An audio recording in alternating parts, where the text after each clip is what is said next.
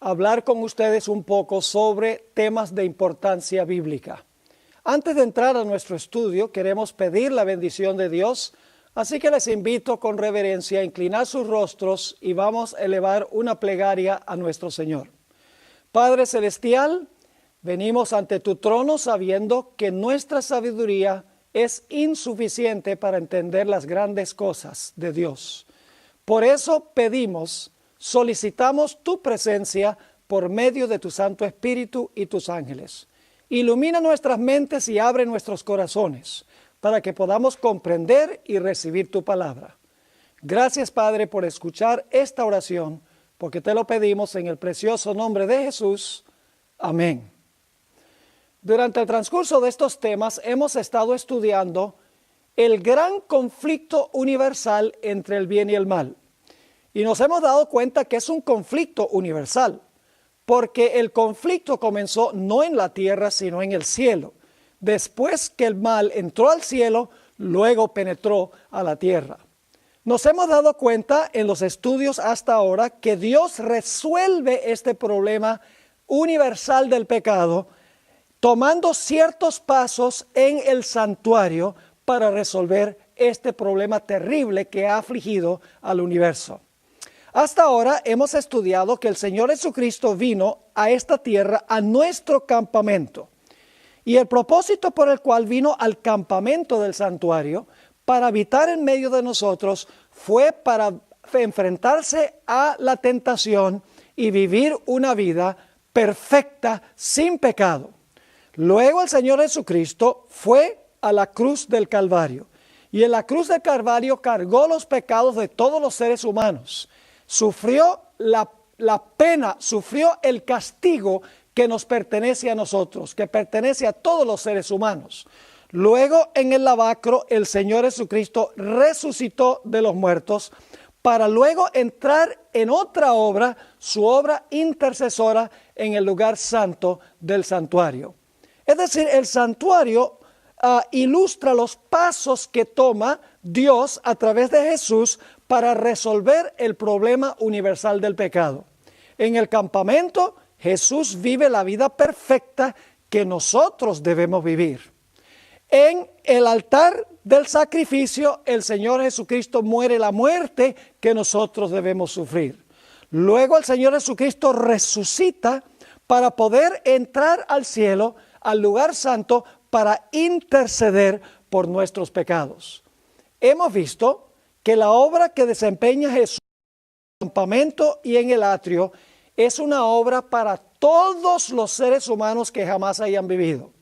Mientras que su obra en el lugar santo, su obra intercesora, es solo para aquellos que se arrepienten, confiesan su pecado y muestran confianza en Cristo Jesús, bautizándose, enterrando sus pecados en las aguas bautismales. Pero en estos momentos vamos a hablar de la obra siguiente de Jesús. Vamos a hablar de la obra del Señor Jesucristo en el lugar santísimo del santuario. La obra del lugar santísimo tiene que ver con el juicio. Es a donde el Señor Jesucristo desempeña una obra de juicio. Así que hemos visto varias funciones de Jesús. Lo hemos visto como el cordero sin mancha en el campamento. Lo hemos visto como el cordero que es inmolado y muere en el altar del sacrificio. Lo vemos como el que resucitó en la fuente.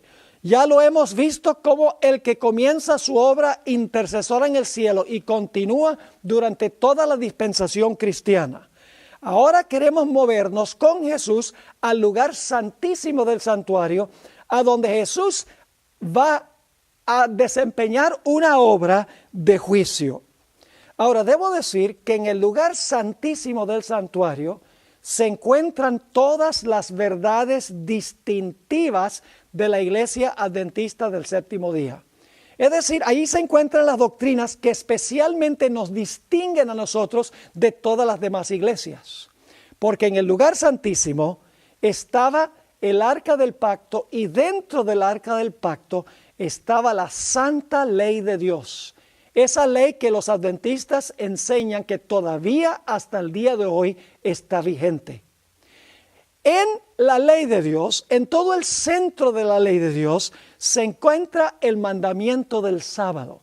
Es decir, en el lugar santísimo, dentro del arca, están los 10 mandamientos que los adventistas enseñan que todavía están vigentes, porque allá están. Y en el centro de los 10 mandamientos, en el arca del pacto, se encuentra el santo sábado, el día que los adventistas enseñan que se debe guardar. Según nos dice el libro de Hebreos, también había un pote de maná allí en el arca. Es que cuando uno examina las historias del maná en el Antiguo Testamento, está relacionado el maná con la observancia del sábado y también con la importancia de cuidar la salud, porque Dios le dio maná al pueblo de Israel para que ellos vivieran una vida saludable, una vida que tuviera todo lo necesario para buena salud física, mental y espiritual. También en el lugar santísimo se encuentra la doctrina del juicio investigador. Esa es una doctrina característica de la iglesia, porque en el lugar santísimo es que se desempeña una obra de juicio. Por eso los adventistas enseñan que la hora de su juicio ha llegado y apuntamos hacia el lugar santísimo donde se empeña la obra de juicio. También en el lugar santísimo se encuentra una doctrina muy interesante, y es que cuando una persona muere, queda muerta hasta el momento de la resurrección. Eso lo vamos a estudiar un poco más detenidamente en el transcurso de nuestro tema. Pero también encerrado allí en el lugar santísimo se encuentra el concepto de que una persona cuando muere queda muerta, y entonces cuando Cristo venga lo va a resucitar después de haber examinado el caso de esa persona en el juicio en el lugar santísimo del santuario. Ahora, hemos visto antes que el juicio consta de 3 pasos específicos. En primer lugar, se investiga el caso. Luego, en segundo lugar, después que se ha investigado el caso, se pronuncia la sentencia. Y luego entonces llega el momento en que la sentencia se implementa o la sentencia se ejecuta. Debo decir que cuando Jesús comenzó su obra como juez en el lugar santísimo del santuario, no suspendió su obra intercesora, porque Jesús continúa intercediendo, pero añade una función, que es la función de juez. Ahora, queremos notar que, como estudiamos en nuestro último tema, el servicio diario, que era un servicio que se desempeñaba día tras día tras día, tenía como propósito perdonar los pecados de los pecadores. En 1 de Juan, el capítulo 1 y el versículo 9 nos habla sobre este aspecto del plan de salvación. Dice allí en 1 de Juan 1:9, si confesamos nuestros pecados, Él es fiel y justo para perdonar nuestros pecados y limpiarnos de toda maldad. Esto se ilustraba en el servicio del santuario de la siguiente manera. Un israelita, según Levítico 4 y 5 y otros sitios de la Biblia, traía un animal, colocaba sobre la cabeza de ese animal la mano y luego confesaba su pecado sobre la cabeza del animal. De esa manera el pecado era transferido del pecador a la víctima.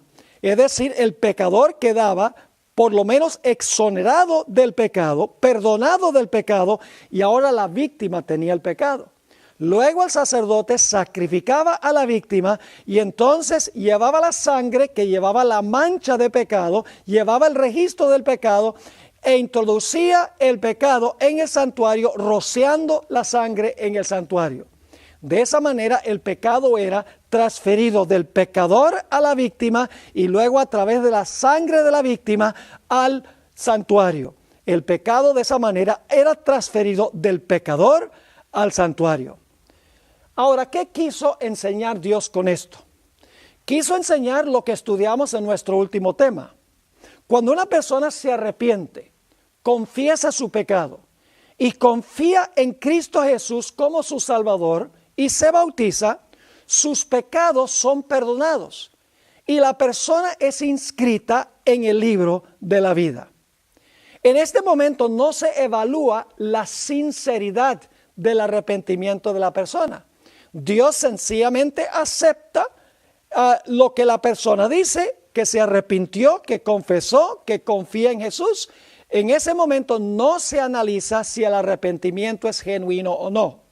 Es en el juicio que se va a demostrar si la persona en verdad se arrepintió y confesó su pecado más bien que meramente admitirlo. Ahora, una pregunta que siempre surge es esta. ¿Cómo es que en el cielo puede haber un lugar santísimo que está contaminado con el pecado? ¿Cómo algo santísimo puede estar contaminado? Y por eso algunas personas dicen es imposible que el santuario celestial haya que purificarlo, porque si hubiese que purificarlo está contaminado y en un lugar santísimo no puede haber contaminación. El problema con este argumento es que está basado en la lógica y no está basado en la Sagrada Escritura. Fíjense que la Biblia nos dice en 2 Corintios, el capítulo 5 y el versículo 21, al que no conoció pecado, el Señor Jesús, Dios lo hizo pecado. Es decir, Jesús era sin defecto, santo, perfecto, inmaculado, y sin embargo se le imputó el pecado. Una persona santísima, pero con el pecado imputado. De la misma manera, en el cielo, el lugar santísimo, se le imputan los pecados que entran al santuario después que el pecador ha sido perdonado. El pecado pertenece al santuario, como el pecado no le perteneció a Jesús. El pecado le fue imputado a Jesús y el pecado es imputado al santuario cuando es transferido del pecador a la víctima y a través de la sangre al santuario. No obstante, como Jesús tenía el pecado sobre sí mismo por imputación, en el lugar santísimo el pecado está registrado por imputación. La Biblia nos enseña que hay que purificar el santuario. Por ejemplo, en Daniel 8:14 dice hasta 2300 días y el santuario será purificado. Es decir, el santuario celestial hay que purificarlo. También en Hebreos, el capítulo 9 y el versículo 23, encontramos una referencia de que las cosas celestiales tienen que purificarse. Dice allí en Hebreos 9:23, fue pues necesario que las figuras de las cosas celestiales, ese es el santuario terrenal, el lugar santísimo del santuario terrenal, es necesario que las figuras de las cosas celestiales fuesen purificadas así. Y ahora escuchen, pero las cosas celestiales mismas con mejores sacrificios que estos. Es decir, las cosas terrenales eran purificadas con sacrificios. Pero dice aquí que las mismas cosas celestiales tenían que ser purificadas con mejores sacrificios que los del Antiguo Testamento, y esos mejores sacrificios en realidad se refieren a la sangre preciosa de Cristo Jesús. Pero alguien preguntará, ¿por qué es necesario hacer un juicio? ¿Por qué es necesario investigar los casos de los que han metido los pecados al santuario para determinar si su arrepentimiento fue genuino y si su confesión fue genuina y si su fe en Cristo Jesús fue en verdad fe y no solamente una creencia intelectual? ¿Acaso Dios no sabe ya todas las cosas?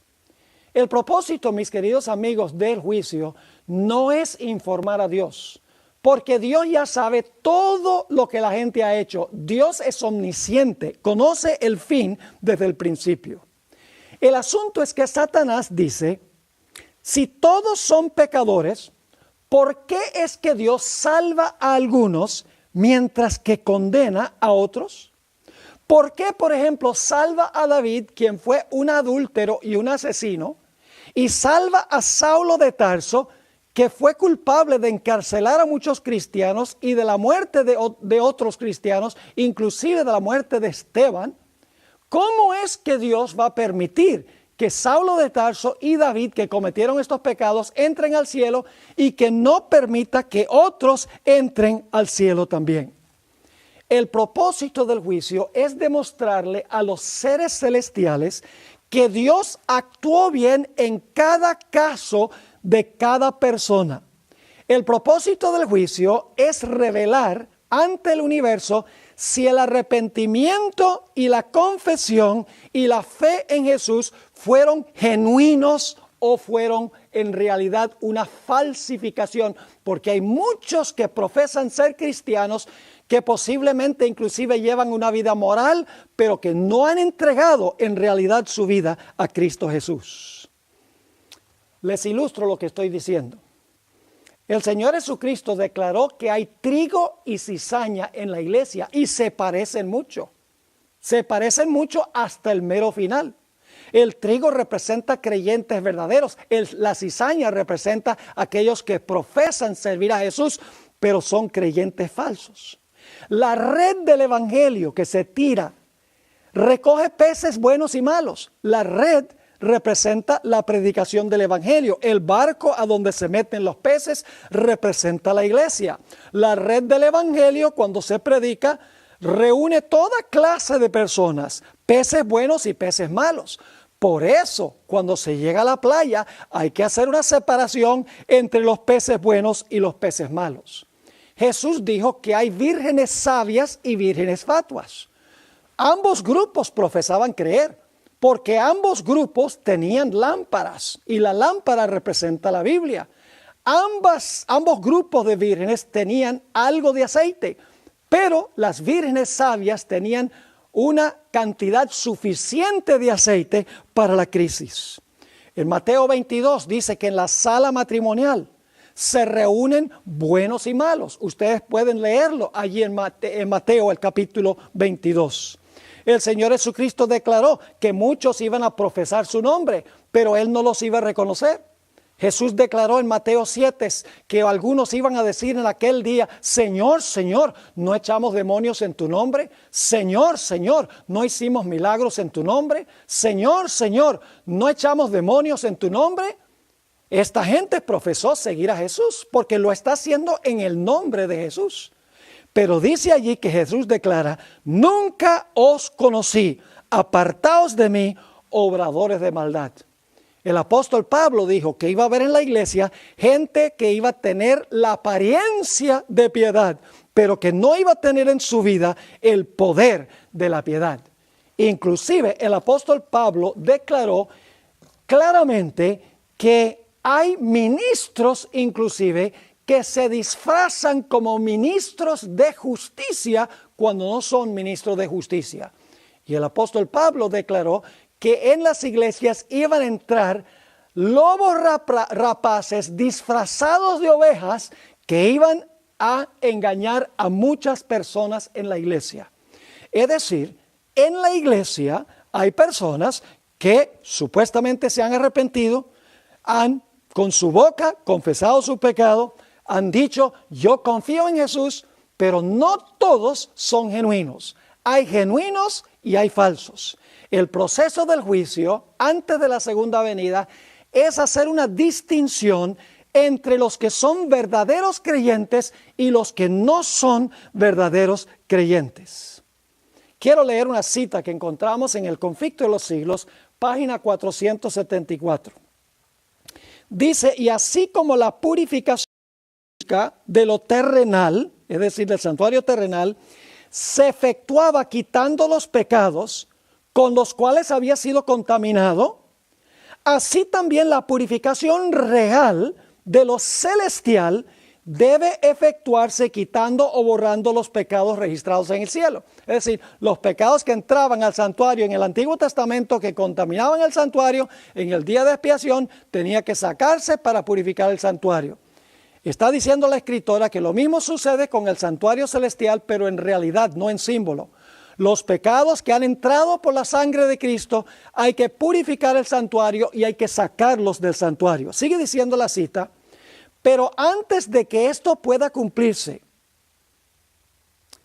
antes de limpiar los pecados del santuario, deben examinarse los registros para determinar quiénes son los que, por su arrepentimiento del pecado y su fe en Cristo, tienen derecho a los beneficios de la expiación cumplida por Él. ¿Ve? Esto es venir al banco. Se va a demostrar quién en realidad tenía derecho de venir al banco para apropiarse de la vida perfecta de Cristo y de su muerte por el pecado. Sigue diciendo, la purificación del santuario implica por lo tanto una obra de investigación, una obra de juicio.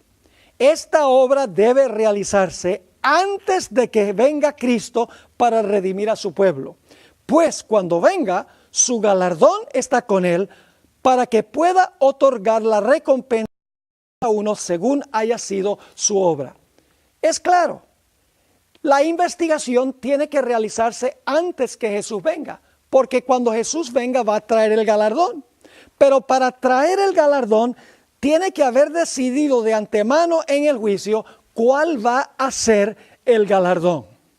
Entonces, el propósito del juicio no es informar a Dios, sino es revelarle a todos los seres del universo que Dios actuó correctamente en cada caso de las personas que profesaron el nombre de Cristo Jesús. Ahora necesitamos preguntarnos, ¿cuándo comenzó el juicio? La Biblia nos dice cuándo comenzó.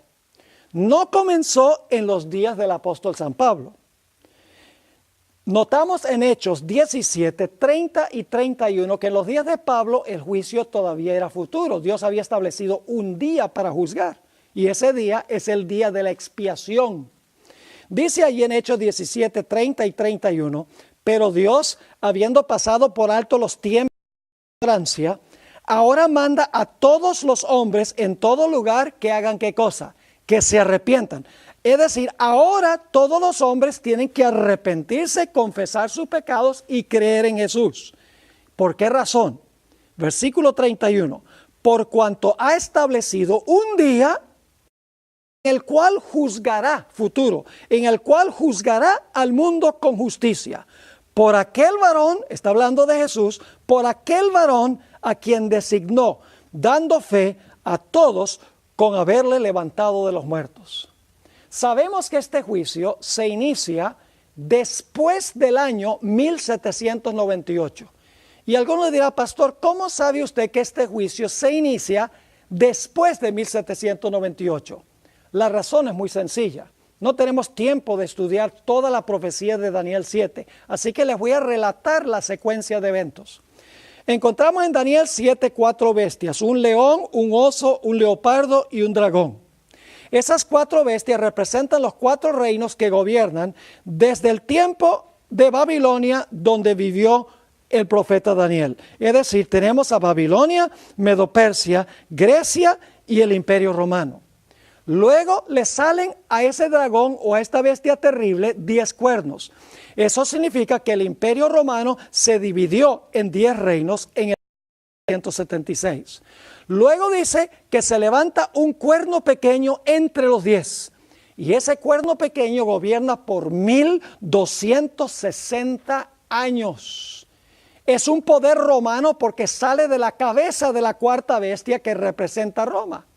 Es decir, nos hemos movido desde Babilonia a Medo-Persia, a Grecia, al Imperio Romano, el Imperio dividido y Roma papal que gobierna 1260 años desde el año 538 hasta el año 1798. Y luego ustedes pueden leer en Daniel 7.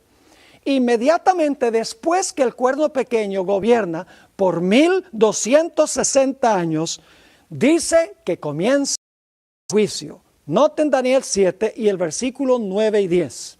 Estuve mirando hasta que fueron puestos tronos y se sentó un anciano de días, ese es Dios el Padre, cuyo vestido era blanco como la nieve y el pelo de su cabeza como lana limpia.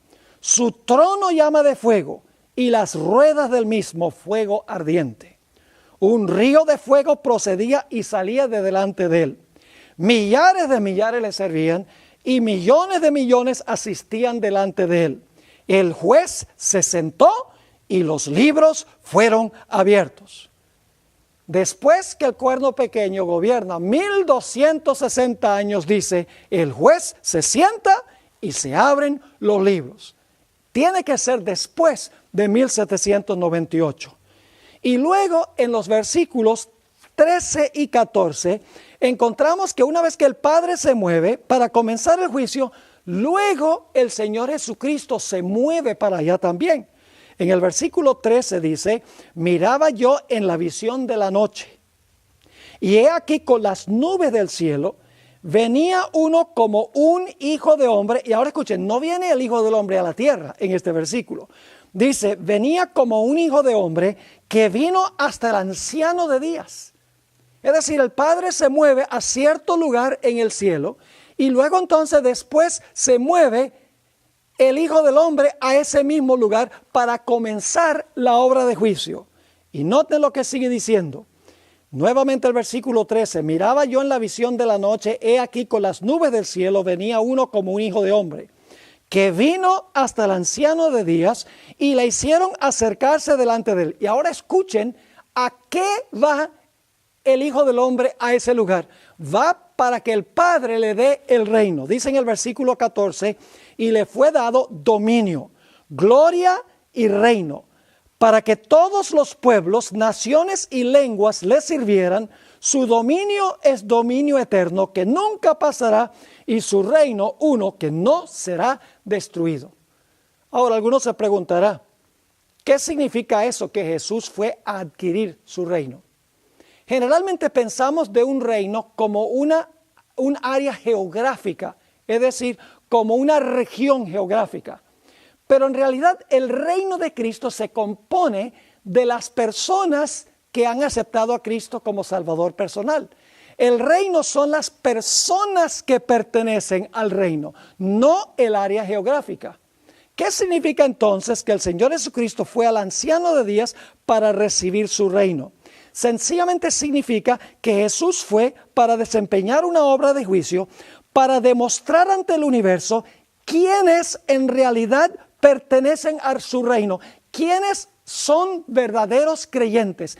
Y cuando se hayan examinado todos los casos, el reino de Cristo estará completo, porque se habrá demostrado quiénes en realidad son los súbditos de su reino. Sabemos en otras profecías que el juicio comienza hacia el final de la historia. Por ejemplo, en el momento de la sexta trompeta de Apocalipsis, las trompetas relatan eventos en el desarrollo histórico de la iglesia. La sexta trompeta tiene que ser hacia el final. Fíjense lo que sucede en el marco de la sexta trompeta. El templo de Dios fue abierto en el cielo, y el arca de su pacto se veía en el templo.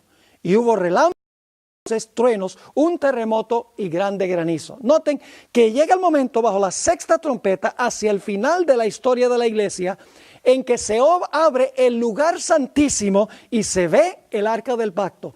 Eso sucedía solamente en el día del juicio de Israel, en el día de expiación.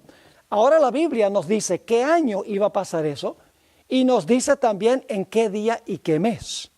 En Daniel 8:14 dice, hasta 2300 tardes y mañanas, luego el santuario será purificado.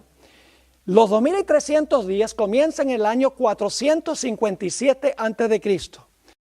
Uno hacia adelante, 2300 días, y los días son años en las profecías, y llega uno hasta el año 1844. Pero hay una profecía que también nos dice qué día y mes iba a comenzar el juicio.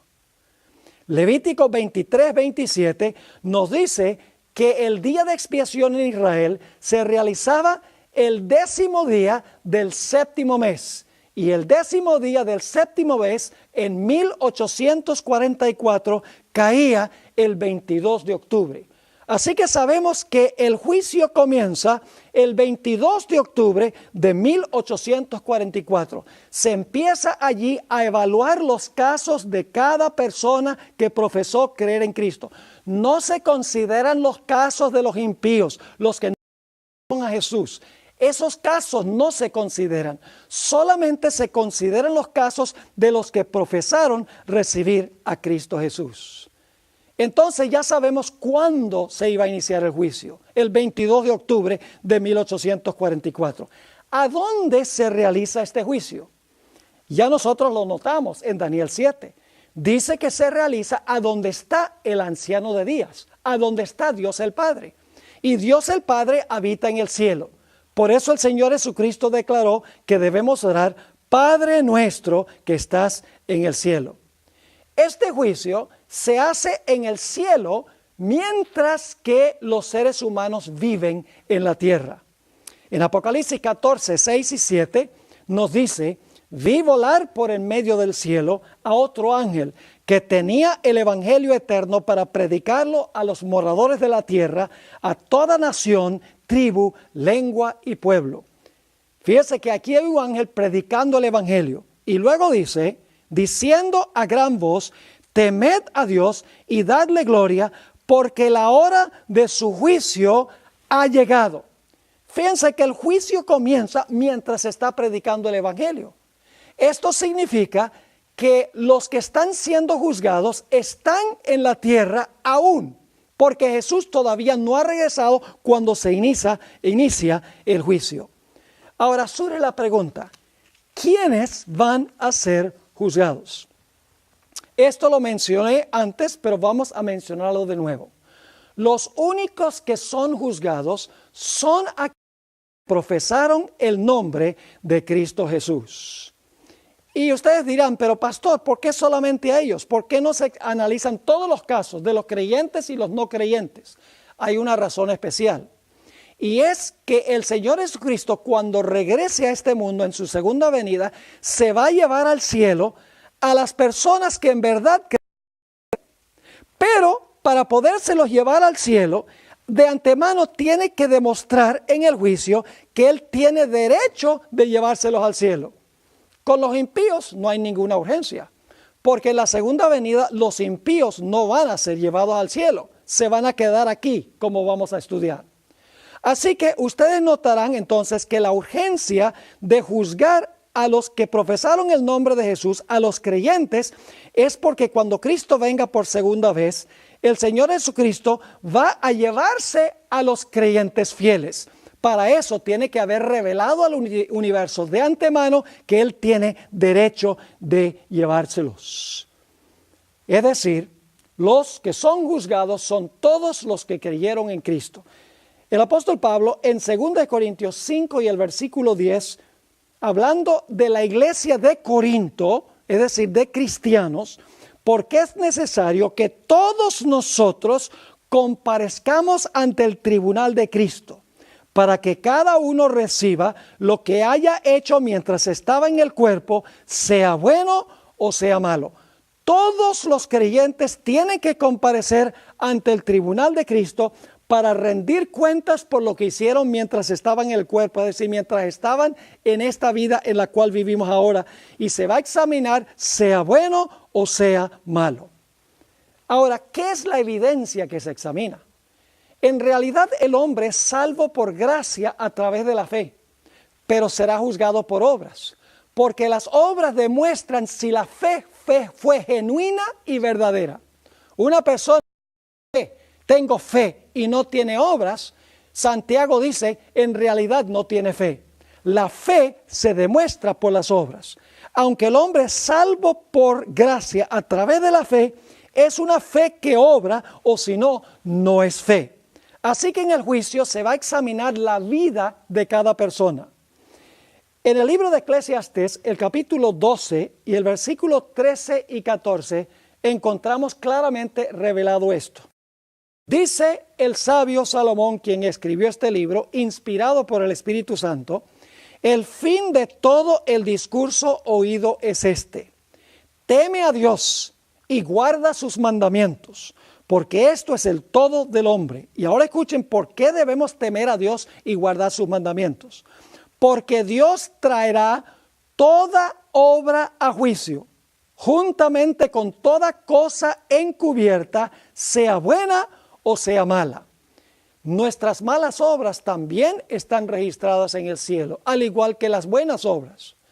Pero si nosotros nos hemos arrepentido y hemos en verdad confesado el pecado y en verdad hemos confiado en Jesús como nuestro Salvador personal y se ha demostrado en nuestra vida, la vida de Cristo, la muerte de Cristo, limpia ese pecado del santuario. ¡Qué glorioso mensaje es ese! Ahora, vamos a estudiar un poco el proceso que se sigue en el juicio. Necesitamos explicar cuál es el proceso que Dios sigue desde 1844 hasta que se juzgue la última persona que profesó el nombre de Cristo Jesús. Y vamos a tomar como nuestro ejemplo que indudablemente Adán fue la primera persona en ser juzgada en 1844, porque Dios va anotando los nombres de las personas a medida que ellos se arrepienten, confiesan su pecado y creen en el Salvador. En ese momento su nombre es inscrito en el libro de la vida. Y eso tiene que haber pasado primero con Adán, porque Adán indudablemente se arrepintió, confesó su pecado y creyó en Cristo Jesús, en el Cristo que iba a venir, y entonces su nombre fue inscrito en el libro de la vida. Y así sucesivamente, cada persona que se iba entregando a Jesús, su nombre es escrito en el libro de la vida. Ahora necesitamos preguntarnos, ¿a dónde estaba Adán en 1844 cuando se le llamó a comparecer ante Cristo? Vamos a ver lo que dice San Juan 5 y el versículo 28 y 29. Aquí está hablando Jesús. No os maravilléis de esto, porque vendrá la hora cuando todos los que están en los sepulcros oirán su voz. Y los que hicieron lo bueno saldrán a resurrección de vida, mas los que hicieron lo malo a resurrección de condenación. Así que preguntamos, ¿a dónde estaba Adán en 1844? En realidad estaba en el sepulcro porque estaba muerto. Adán no va a recibir su recompensa, sino hasta que el Señor Jesucristo venga en poder y gloria. Y entonces nos preguntamos, ¿cómo puede Adán haber comparecido ante el tribunal de Cristo en 1844 de primero si estaba muerto? La respuesta es que él no aparece en persona. Él aparece a través de los registros de su vida, porque Dios tiene un registro exacto de nuestra vida sin faltar un solo detalle en los libros celestiales.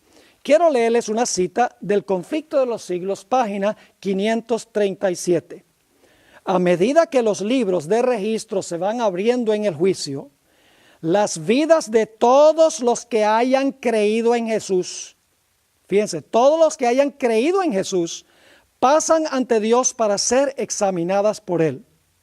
Empezando con los que vivieron primeros en la tierra, eso significaría que Adán fue el primero. Nuestro abogado presenta los casos de cada generación sucesiva y termina con los vivos. Y luego en la página 536, que es la página inmediatamente anterior, dice lo siguiente: los justos ya muertos no serán resucitados sino hasta después del juicio, en el cual habrán sido juzgados dignos de la resurrección de vida. No estarán presentes en persona ante el tribunal cuando sus registros sean examinados y sus causas falladas. En el juicio no comparece la gente en persona, sino en el juicio comparece la persona a través del registro de su vida. Podríamos decir que Dios tiene un DVD de la vida de cada persona en este planeta, y en ese DVD se va a mostrar en el cielo el caso de cada uno de los que profesó creer en Cristo Jesús. Y entonces se va a demostrar si esa persona en verdad se arrepintió, en verdad confesó sus pecados, que legítimamente creyó en Jesús. En ese momento entonces la persona será pronunciada digna de vida, y cuando Cristo venga lo resucitará de los muertos, o si está vivo lo trasladará al cielo de entre los vivos. Ahora necesitamos entender algo muy importante, Y es que el hombre, según la Biblia, tiene el espíritu. Muchas personas entienden incorrectamente lo que significa el espíritu. El espíritu no es otra persona que invisible, intangible, que habita dentro del cuerpo, que sale volando cuando una persona se muere. La Biblia no enseña ese concepto de que una persona invisible, infantasmal, está dentro de nosotros y cuando el cuerpo va al sepulcro, entonces el alma o el espíritu se va al cielo. Es un concepto bíblico. El espíritu son en realidad dos cosas. En primer lugar, significa la respiración que nosotros recibimos cuando nacimos. Empezamos a respirar. Es el espíritu de vida. Pero el espíritu es más que eso. El espíritu, a medida que yo vivo, porque estoy respirando, estoy desarrollando una identidad personal. Es decir, estoy escribiendo el registro de mi vida. Estoy desarrollando mi identidad personal o mi personalidad. Es decir, que ahora yo tengo, por así decirlo, un DVD de mi vida que yo estoy preparando cada instante de mi vida.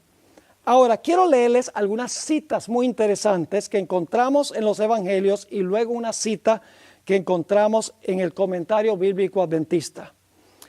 En Lucas 8, 52 al 56, está hablando de la hija de Jairo. Dice allí que había muerto, y leo ahora el relato. Y lloraban todos y hacían lamentación por ella. Pero él dijo, es decir, Jesús dijo, no lloréis, no está muerta, sino que duerme. Y se burlaban de él sabiendo que estaba muerta. Mas él, tomándola de la mano, clamó diciendo, muchacha, levántate. Y ahora escuchen con cuidado. Entonces su espíritu volvió e inmediatamente se levantó y él mandó que se le diese de comer. Noten, su espíritu volvió, no el espíritu. No solamente la capacidad de respirar, sino que esa niña recibió con la respiración el registro de su vida mientras ella estaba viva. En Hechos, el capítulo 7, 57 al 60, encontramos la historia del martirio de Esteban. Dice en cuanto a los judíos, entonces ellos, dando grandes voces, se taparon los oídos y arremetieron a una contra él, es decir, contra Esteban. Y echándole fuera de la ciudad le apedrearon. Y los pusieron sus ropas a los pies de un joven que se llamaba Saulo. Y apedreaban a Esteban. Mientras él invocaba y decía, Señor Jesús, recibe mi espíritu. No está diciendo solamente guarda mi respiración. Está diciendo guarda mi identidad personal. Guarda el registro de mi vida que me vas a devolver cuando me resucites de los muertos. Señor Jesús, recibe mi espíritu. Y puesto de rodillas, clamó a gran voz, Señor, no les tomes en cuenta este pecado. Y habiendo dicho esto, durmió. Podemos decir lo mismo de Jesús. En Lucas 23, 46 nos habla del momento en que Jesús murió. Y fíjense lo que dice allí en ese versículo. Entonces Jesús, clamando a gran voz, dijo, Padre, en tus manos encomiendo, noten, no dice el Espíritu, en tus manos encomiendo mi espíritu. Y habiendo dicho esto, expiró. ¿Qué estaba diciendo Jesús? ¿Solamente estaba diciendo guarda mi respiración? No, estaba diciendo guarda el registro personal de mi vida, que cuando tú me resucites de los muertos, cuando me llames del sepulcro, me vas a devolver mi identidad personal con la capacidad para respirar. Ahora quiero leerles una cita muy extraordinaria en el comentario bíblico adventista, tomo 6, 1092 y 1093. Tremenda cita. La que escribió esto tenía solo 2 años y medio de educación primaria, pero ella entendía que el espíritu no solo es la respiración, sino es la identidad personal que va con la respiración. Dice lo siguiente, nuestra identidad personal será preservada en la resurrección. ¿Qué será preservado en la resurrección? nuestra identidad personal. Sigue diciendo, nuestra identidad personal será preservada en la resurrección, aunque no sean las mismas partículas de materia, ni la misma sustancia material que fue a la tumba. Dios no tiene que recuperar cada partícula de materia para darnos un cuerpo resucitado. Él puede hacer un cuerpo resucitado con materia mucho mejor, mucho más fina. Sigue diciendo aquí en esta cita, tremendo. Dice, las maravillosas obras de Dios son un misterio para el hombre.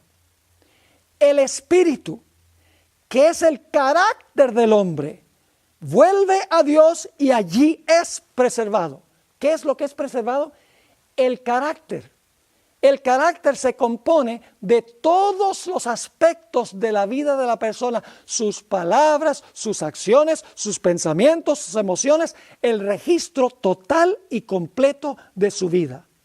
El espíritu, el carácter del hombre, vuelve a Dios y allí es preservado. En la resurrección, cada hombre tendrá su propio carácter. ¿Qué sucedió entonces con Adán? En 1844, el primero en ser juzgado. Dios dijo, Adán, comparece ante mi tribunal. Adán estaba enterrado y desintegrado. Pero ahora los ángeles traen el registro de la vida de Adán. El registro que se hizo durante el tiempo que estuvo Adán vivo, sin faltar un solo pequeño detalle, una biografía completa. Y ahora se mira la vida de Adán ante todos los seres celestiales. Y Dios dice al jurado celestial, ustedes han visto el registro de la vida de Adán. ¿Será que Adán es uno de aquellos individuos que en verdad se arrepintió y confesó su pecado y confió en Jesús como su Salvador? Y de tal manera que yo puedo traérmelo al cielo cuando yo vaya allá en mi segunda. Y el jurado celestial va a decir, hemos visto el caso y nos damos cuenta que Adán en realidad se arrepintió, confesó su pecado, creyó y confió en Jesús. Así que todos esos pecados ahora los vamos a sacar del santuario, los vamos a limpiar del santuario.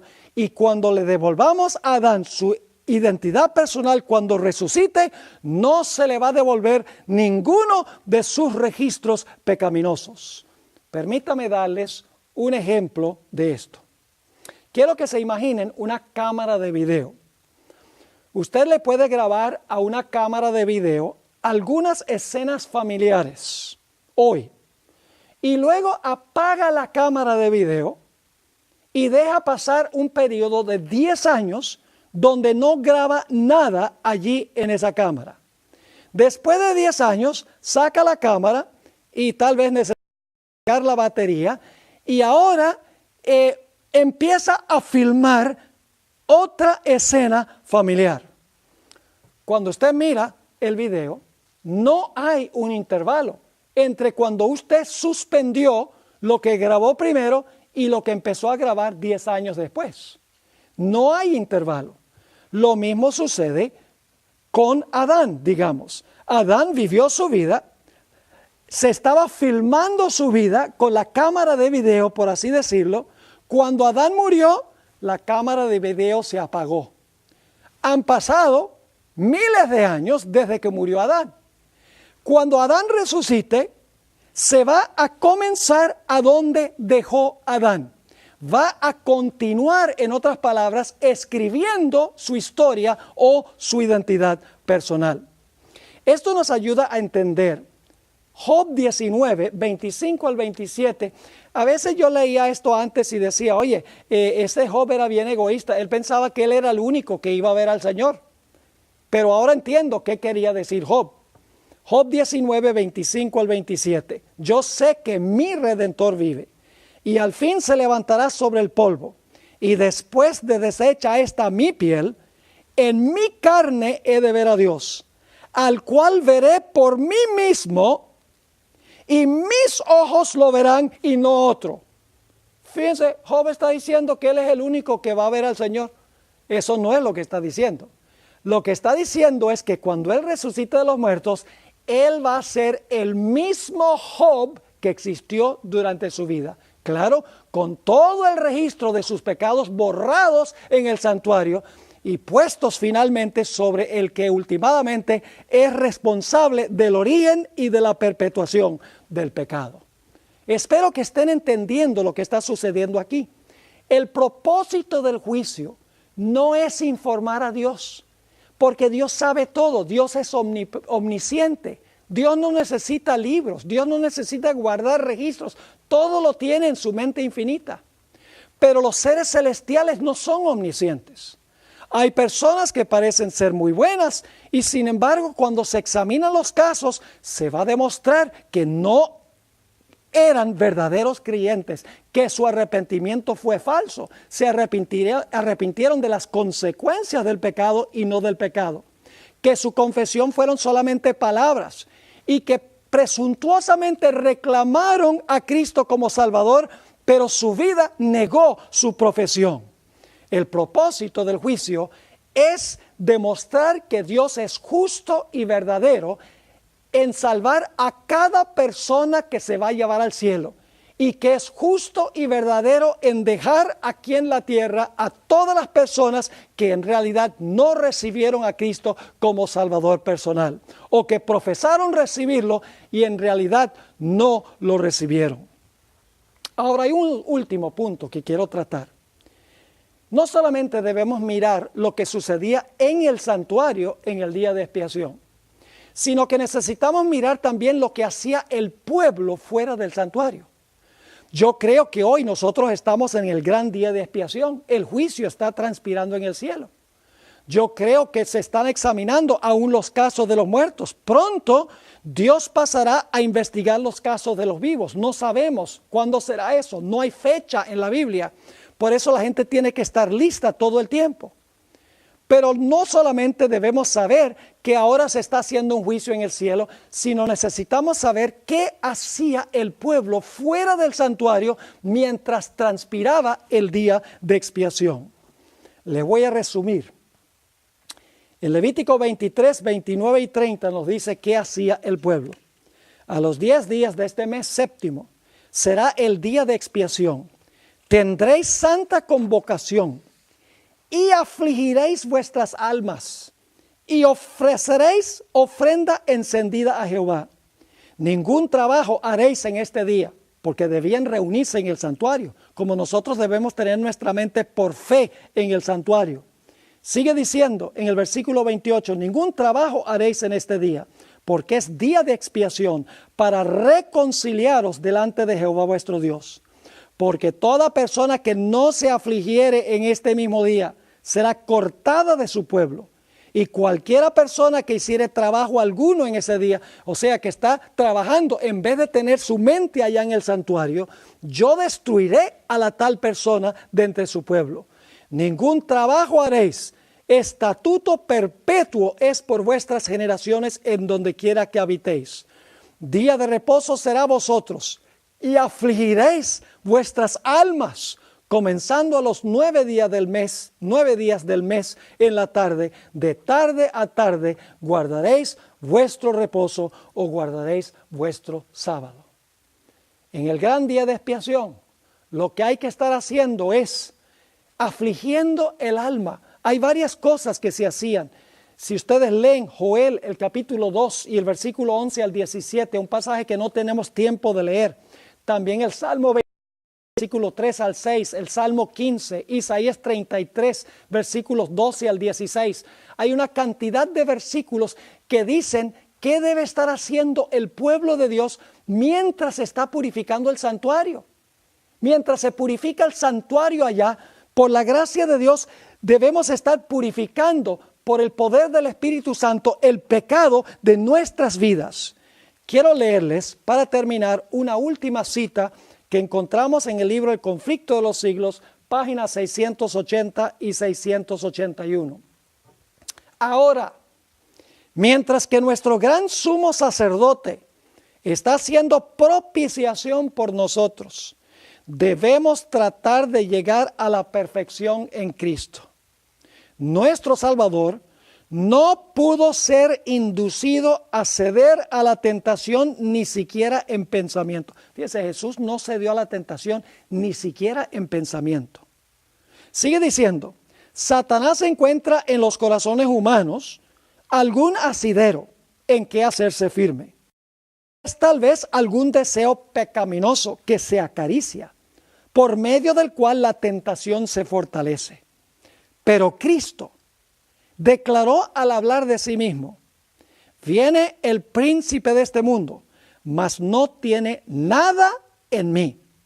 Satanás no pudo encontrar nada en el Hijo de Dios que le permitiese ganar la victoria. Cristo guardó los mandamientos de su Padre y no hubo en él ningún pecado de que Satanás pudiese sacar ventaja. Y ahora viene esta declaración extraordinaria.